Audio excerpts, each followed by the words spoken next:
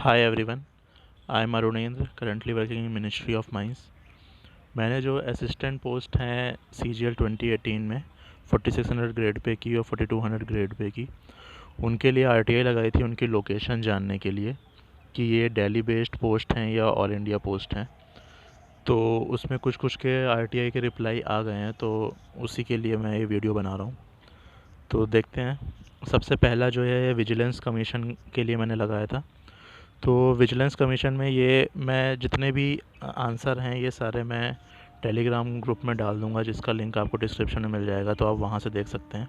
मैं शॉर्ट में बता देता हूँ। तो CVC में इन्होंने बताया है कि ASO असिस्टेंट की जो पोस्ट है वो दिल्ली ओनली है। However the applicant must be willing to serve anywhere India in case such situation arises. तो ये मुझे लगता है इन्होंने सेफ साइड के लिए बोल दिया है कि जस्ट इन केस फ्यूचर में ऐसा कुछ होता है तो आपको भेज सकते हैं, बट करंटली ये दिल्ली बेस्ड पोस्ट ही है। दूसरा, मैंने प्रमोशन लेटर पूछा था तो उसमें इन्होंने लिख दिया section officer, under secretary, deputy secretary और डायरेक्टर। तो ये तो एक CVC का रिप्लाई आ गया है। दूसरा, department of electronics and information technology में RTI मैंने लगाया था, इसमें भी सेम चीज़ ही थी। तो इसमें इन्होंने रिप्लाई किया है कि all 24 vacancies of ASO and 8 vacancies of SSA to be filled through CGL 2018 are presently located in Delhi. इसमें भी उन्होंने सेफ साइड के लिए वो चीज़ लिख दी है कि गवर्नमेंट सर्वेंट को इंडिया और अब्रॉड भेजा जा सकता है अगर ऐसी सिचुएशन होती है तो इसमें इन्होंने RTI में, मतलब मुझे ऐसा लगता है कि शायद मिसमैच कर दिया, बिकॉज 8 पोस्ट हैं ASO की असिस्टेंट जो उसमें पोस्ट प्रेफरेंस फॉर्म में लिखा हुआ है, और 24 पोस्ट हैं SSA की। तो इन्होंने इंटरचेंज कर दिया। बाकी ये पोस्ट भी दिल्ली बेस्ड ही है, तो जिन्हें दिल्ली में चाहिए या फिर दिल्ली के आसपास के जो लोग हैं जो मिनिस्ट्री सर्च कर रहे हैं दिल्ली बेस्ड वाली, वो इसे भी फिल कर सकते हैं। इसमें SSA वाली जो पोस्ट है वो शायद 2400 या 2800 है। तो अगर किसी को ग्रेड पे कम करने पे अगर लोकेशन चाहिए हो तो वो भी फिल कर सकता है ऊपर। फिर तीसरी जो RTI है वो मैंने लगाई थी असिस्टेंट इन MEA, जो है सेंट्रल पासपोर्ट ऑफिस, उसके लिए मैंने लगाई थी। तो उसमें इन्होंने ये लिख दिया है कि ये इन्फॉर्मेशन दे नहीं सकते, इनके पास इन्फॉर्मेशन है नहीं, और ये इन्फॉर्मेशन रूल के हिसाब से RTI के अंदर आता नहीं है, ऐसा इनका स्टेटमेंट है। तो इससे एक डाउट अराइज़ होता है कि टेलीग्राम ग्रुप में आप लोगों ने भी शायद देखा होगा कि एक RTI घूम रही है जिसमें जितनी भी असिस्टेंट पोस्ट जो है सेंट्रल पासपोर्ट ऑफिस की, उसकी वैकेंसी के बारे में उसमें बताया है। तो इसका जो रिप्लाई आया है ये आप देख लीजिए, 22 जैन को ही आया है। तो अगर अभी इन्होंने ये नहीं बताया तो मुझे लगता नहीं है कि वो जो RTI घूम रही है वो उसमें कुछ मतलब रिलायबल सोर्स है, या फिर वो मतलब RTI करेक्ट है। बाकी आप लोग खुद देख सकते हैं, अगर कहीं से किसी को ऐसा पता चलता है कि वो करेक्ट है तो प्लीज़ मुझे कमेंट्स में आप बता दीजिएगा। बाकी इसका रिप्लाई 22 जैन को ही आया है। ये मैंने लगाई भी 10 जैन को थी, उन्होंने रिसीव 11 जैन को करी है। तो अगर अभी ये आया है, और वो जो RTI थी वो मेरे ख्याल से इस डेट से पहले से ही घूम रही थी, या फिर इसके बाद भी अगर आ रही होगी, तो मुझे लगता नहीं कि 1-2 दिन में इन्होंने आंसर दे दिया और उससे पहले ये चीज़ लिख रहे हैं कि हमारे पास इन्फॉर्मेशन नहीं है या हम प्रोवाइड नहीं कर सकते। तो उसके ऊपर डाउट है। बाकी इन्होंने ये 17 वैकेंसीज़ के बारे में बता दिया है, 10 EWS को कर दिया, जबकि EWS 2018 में है नहीं। तो मुझे लगता है ये पूरी 12 जनरल में ही जाएंगी। सो एनीवे, नेक्स्ट RTI पे चलते हैं। नेक्स्ट RTI जो है मिनिस्ट्री ऑफ रेलवेज़ की है। अब मिनिस्ट्री ऑफ रेलवेज़ में वैसे तो सबको पता ही है कि रेल भवन में होती है पोस्टिंग दिल्ली में। सॉरी। तो ये चीज़ पता थी, लेकिन अभी कुछ इंटरनल सोर्सेज से पता चल रहा था कि कुछ लोगों को वॉलंटरली भेजा गया है बाहर की लोकेशन पे। तो अभी तो सबसे उन्होंने प्रेफरेंस मांगी थी, बिकॉज़ उन्हें शायद अपना कैडर दिल्ली वाला कम करना है, इस वजह से वो प्रेफरेंस मांग रहे थे। तो कुछ लोगों ने भर दिया प्रेफरेंस, तो उनमें से कुछ को भेज भी दिया गया है, बट अभी बहुत सारे लोग वहीं पे हैं। तो इससे मुझे ये पूछना था कि इनकी लोकेशन कहाँ पे है, कंफर्म करने के लिए। तो अगर RTI रिप्लाई की बात करें, इसमें एक अटैचमेंट है। एनीवे, वो जो अटैचमेंट था उसमें यही लिखा हुआ था कि जितनी भी 61 पोस्ट हैं वो सारी दिल्ली की हैं। अभी मैंने इसमें नेट ऑफ किया है, तो जितनी भी अभी 61 पोस्ट हैं वो सारी दिल्ली की हैं। मैं RTI रिप्लाई आपको टेलीग्राम चैनल पे डाल दूंगा, तो आप वहाँ से रीड कर लीजिएगा। बाकी इसमें ये चीज़ तो है, ट्रांसफ़र्स तो हुए हैं, तो आप इसके बारे में एक बार अपने भी जो भी सोर्सेज होंगे आपके, कोई भी अगर जान पहचान का हो तो उनसे आप कंफर्म कर सकते हैं। जिन्हें सिर्फ ओनली दिल्ली चाहिए उनके लिए थोड़ा सा ये प्रॉब्लमेटिक हो सकता है मिनिस्ट्री ऑफ रेलवेज डालना।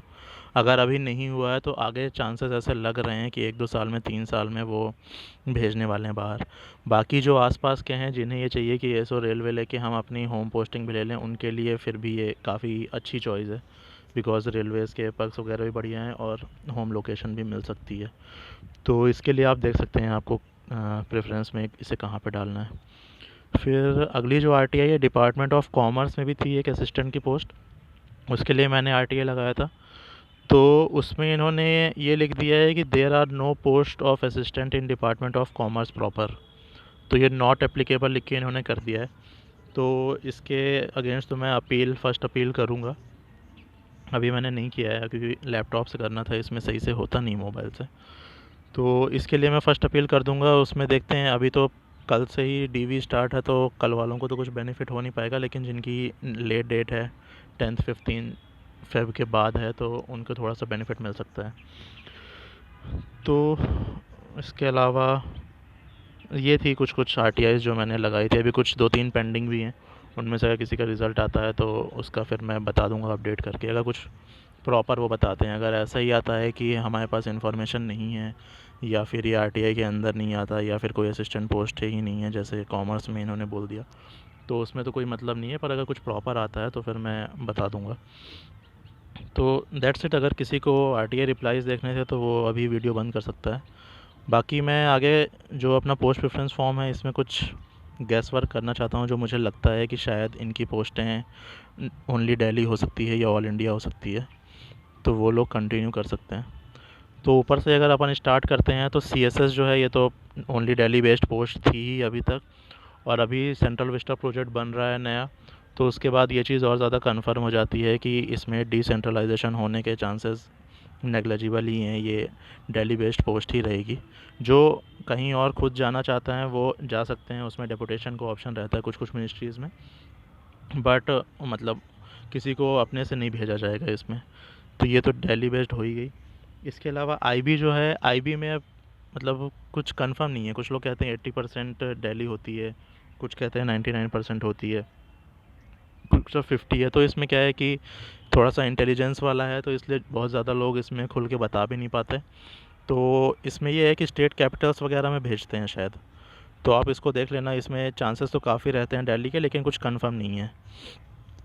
बाकी मिनिस्ट्री ऑफ रेलवेज़ में मैंने जैसे बताया कि अभी तक तो रेल भवन में ही होती थी। इवन आरटीआई रिप्लाई जो आ रहा है वो भी उसी चीज़ को बोल रहा है कि ओनली दिल्ली बेस्ड ही है।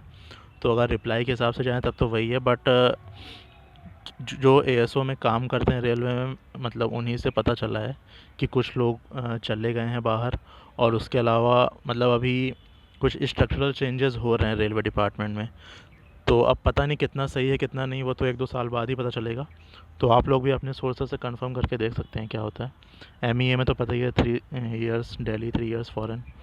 बाकी एएफएचक्यू ओनली दिल्ली बेस्ड पोस्टिंग है, अभी तक तो ओनली दिल्ली बेस्ड ही है, इसके बारे में कुछ ऐसी इन्फॉर्मेशन नहीं आई है। इलेक्शन कमीशन ऑफ इंडिया, ये भी दिल्ली बेस्ड है, बट इसमें ये है कि जब स्टेट इलेक्शंस होते हैं तो उस टाइम पे आपको बाहर भेजा जा सकता है। अब वो कितने दिन के लिए भेजा जाता है इसके बारे में मुझे आइडिया नहीं है। हो सकता है 5-10 दिन के लिए भेजें, हो सकता है 1 महीने के लिए भेजें, हो सकता है 6 महीने के लिए भेजें। 6 महीने से ज़्यादा तो नहीं भेजेंगे, बिकॉज इलेक्शन ही करवाना है, कोई बहुत बड़ा काम नहीं है। बट उससे कम ही भेजेंगे। बट इसमें मुझे श्योरिटी नहीं है बिल्कुल भी कि कितने दिन के लिए भेजते हैं, और जो भेजते भी हैं वो भी कन्फर्म ही भेजते हैं या फिर शायद वाला ऑप्शन रहता है, ऐसा मुझे नहीं पता। बट ऐसा मैंने सुना है कि इलेक्शन के टाइम पे भेजते हैं, तो आप इस चीज़ को कंसीडर करके इसे अपनी पोस्ट प्रेफरेंस में रख सकते हैं।